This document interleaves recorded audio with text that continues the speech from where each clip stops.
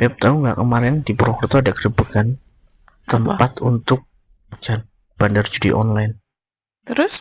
Iya, kaget aja masa di Purwokerto ada tempat judi online sampai 3 tempat lagi. Oh iya, ngomong-ngomong soal judi online, aku punya cerita tentang temanku yang dulu itu suka main judi online gitu. Terus? Sampai akhirnya dia tuh bangkrut, benar-benar sebangkrut-bangkrutnya. Sampai dia niat untuk pesugihan buat nutup semua utang-utangnya. Wah, gila sih. Iya, Kok sampai segitunya? jadi gini ceritanya.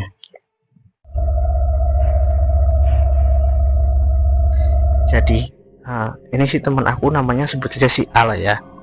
Nah, dia itu kan pedagang telur ayam kampung. Terus? Termasuknya udah termasuk sukses, langganannya pun udah banyak. Dan aku kenalnya tuh waktu aku lagi kerja di toko. Terus? Ya, dia sering main, dia temennya bos aku, sering main ke situ, sering ngobrol, sering main juga sama bos aku.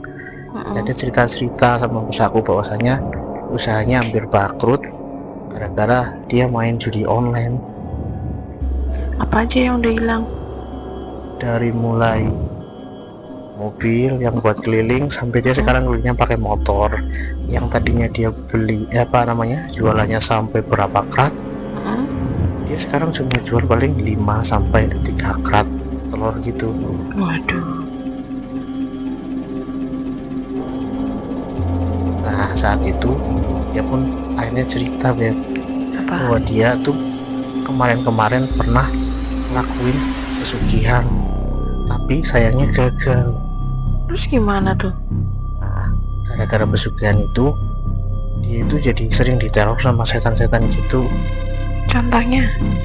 Ya kayak tiba-tiba tuh telur yang dia bawa pas mau diturunin ke tempat warung langganannya, Iya.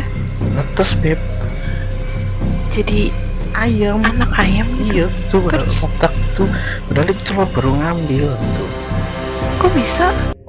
Jadi awal mulanya dia tuh saking stresnya dia tuh curhat sama teman-temannya. Nah, saat dia curhat sama teman-temannya, ada nyaranin untuk lakuin pesugihan. Kiranya temennya itu cuma bercanda ya. Ya karena dia emang udah putek banget. Akhirnya dilakuin? Iya, dia ngelakuin sendiri. Dia pergi minta alamatnya ke tempatnya dukun tersebut. Dia minta sama siapa? Dia sama temennya itu. Oh, jadi dikenalin sama dia. Iya. Nah, dia udah pergi ke dukun tersebut. Dia kesana pertama cuma konsultasi. Dia ceritain bahwa dia susah gini karena dia sering judi, hutangnya banyak sampai usahanya mau bangkrut. Nah, di sana si dukun itu ngasih saran untuk dipikir-pikir lagi karena ini kan bahaya banget ya. Urusan dengan nyawa juga ya.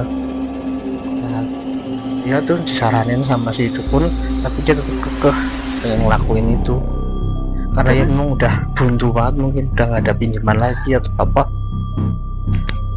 Nah, si Mbak Dukun pun akhirnya nerangin dianya bahwasanya syarat-syarat yang harus dilakuin, dia harus nyiapin sesajen atau uber ampenya itu banyak banget.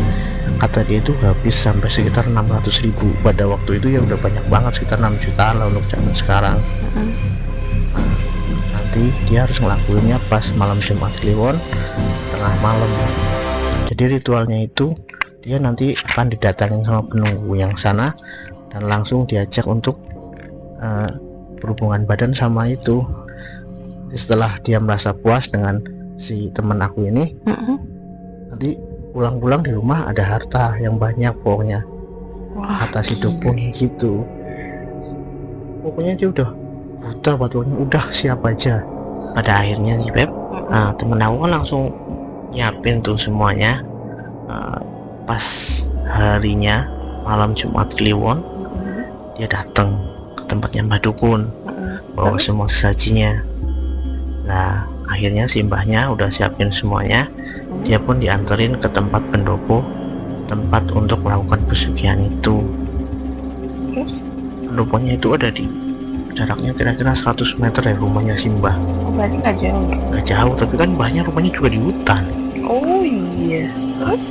Nah, di sana, si mbahnya pun langsung duduk sila naruh sesajian, terus bakar dupa, terus dia juga berdoa lah, baca kumat kamit itu. Setelah selesai ngelakuin ritual, mbahnya bilang ke teman saya, Beb, Apa? dia bilang gini, udah kamu di sini aja, nanti kalau misalkan ada yang datang kamu tenang aja, itu berarti si penguasa ini udah mau nampakin dirinya. Nanti kalau udah dekat, udah cocok sama kamu, pasti dia akan ngelakuin hal yang kemarin Mbah ceritain ke dia. Terus dibilang lagi, kamu benar-benar sudah siap? Kata dia siap. Ini kalau sini kalau emang udah siap harus dilakuin sampai tuntas, jangan setengah-setengah, karena resikonya juga bahaya. Gede banget lah, nyawanya dia taruhannya gitu. Kalau sampai udah jadi perjanjian tapi dia mengingkari juga, dia pasti mati. Iya, Sama-sama rugi dong sebenarnya. ya sebenarnya rugi, sebenarnya dia jual jiwa istilahnya ke tempat itu. Cuma ya untuk sesaat dia dikasih harta untuk nikmatin di dunianya gitu. Nah, setelah dikasih pengarahan sama si Mbah apa aja yang dilakuin, si Mbah pun pamitan, Mbahnya pulang, saya akan pantau kamu dari rumah, apapun yang terjadi tolong jangan lari, karena nanti kalau kamu sampai kabur, penunggu sini pasti marah, dan itu repot lagi, Mbah yang ngurusin lagi gitu. Temanku tetap ya siap, saya berani gitu. Nah, akhirnya kan langsung tuh tinggal lah si Mbah dia sendirian di tempat itu, diem merokok, udah dibakarin dupa segalanya, cuma ada dia sama dupa aja, sama tahu sentir kan, nah, kayak lentera gitu. Nah itu kan cuma penerangannya cuma itu aja, Ya remang-remang gitu dong. lemang-lemang di tengah hutan, kayak apa sih. Serem banget sih. Nah setelah sejam yang lakuin, santai, nggak ada apa-apa, dia cuma semedi aja, diem tenang. Nah setelah udah masuk di jam 12 malam tiba-tiba ada angin sama petir. Padahal itu ada hujan. iya nggak ada, berarti itu lagi bulan purnama, lagi terang-terangnya, hujan gede banget. Nah terus dia masih coba berusaha untuk tenang dengan kejadian itu. Dan dia sendirian, coba rasanya gimana, bayangin. Nah setelah itu dia coba untuk tenang terus, tiba-tiba di kejauhan itu muncul kayak ada bayangan, kayak ada kain terbang itu. Kok lama-lama deket, dia udah panik nih, apa itu ya, itu kan gitu ya. Terus Untuk berusaha untuk tenang, mungkin itu, dia nggak tahu wujudnya apa yang datang. Jadi tuh diloncat dari pohon ke pohon, kayak kayak cepet gitu ya. kain ya gitu. Tiba-tiba di depan pendopo itu kan juga ada pohon gede, berhenti, dia nggak berani lihat, bertanya, diam aja. Terus dia coba melirik ke atas, loh, itu matanya udah di luar, mukanya rusak, rambutnya panjang, sama gaun merah. Tahu nggak dia bawa minyak kampak itu yang buat pijit, kan panas itu diolesin ke lehernya yang merinding banget, ada kedinginan, habis 2 botol, padahal panasnya kayak apa, gila banget. Akhirnya dia pun takut banget, si itu udah mulai deketin tuh, mau turun ke pendopo. Saking paniknya dia udah nggak bisa apa-apa sebenarnya, nggak bisa gerak, Kayak panik banget gitu ya. dia takut, tapi akhirnya dia milih untuk kabur. Lari dia langsung plus, padahal gelap gulita gitu.